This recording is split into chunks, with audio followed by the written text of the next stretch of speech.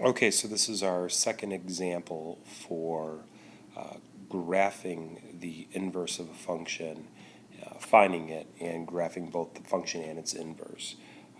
You do have the capability of using your calculator.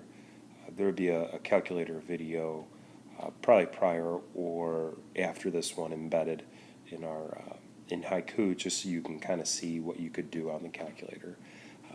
I'm going to graph the parabola first. So that I would just plot the zeros. It's a general shape, not very specific, but if I plot the zeros and I know that this guy opens up because of the positive leading coefficient, the y-intercept is 0, so there's nothing there. So I know where it crosses. Okay, so here's our parabola, and so this is the function, and its inverse. One thing that I do know that even before we do any algebra, the x and y switch.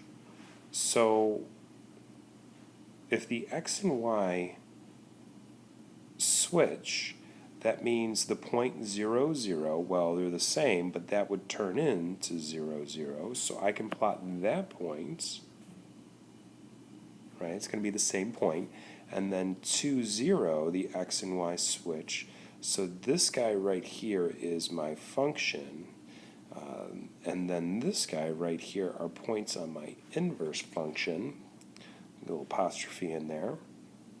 This guy is going to switch to 0, 2. And so notice the other piece too is this guy opens up, which is in a positive direction. And so we saw from our last example that they're going to both open in a positive direction, but the inverse function, instead of opening up or down, is going to open to the right or to the left. So what that means is I can actually get a general shape of the graph like so by just using the parabola to give me a general shape for the inverse function, which is a radical function.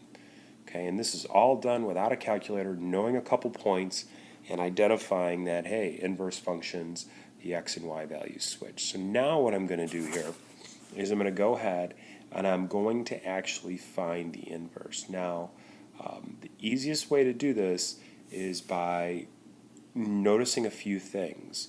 The previous example was very easy to work with because I just had an x squared and that was it. But because I got the x squared minus 2x, what we want to do is we want to create a perfect square trinomial. And we do that by completing the square. And if you remember that, we take the middle term, divide it by 2, and square it. And that's what we add in on both sides. So I'm going to take the middle term and square it. So that means 2 divided by 1. So that middle term is negative 2 divided by 1 squared. And, sorry, negative 2 divided by 2, which is negative 1, and square it, which gives me 1. So I'm going to add a 1 to both sides.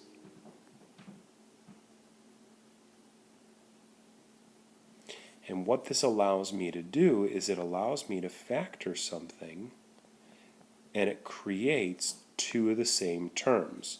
So now I can write it as a quantity squared. So the reason for that is now when I just take the square root, I only got 1x to worry about. And I get x minus 1 plus or minus the square root of y plus 1. And then I just balance this guy out and I add 1 to both sides. I forgot to switch. I'm going to go ahead and erase this. The one minor step I forgot to do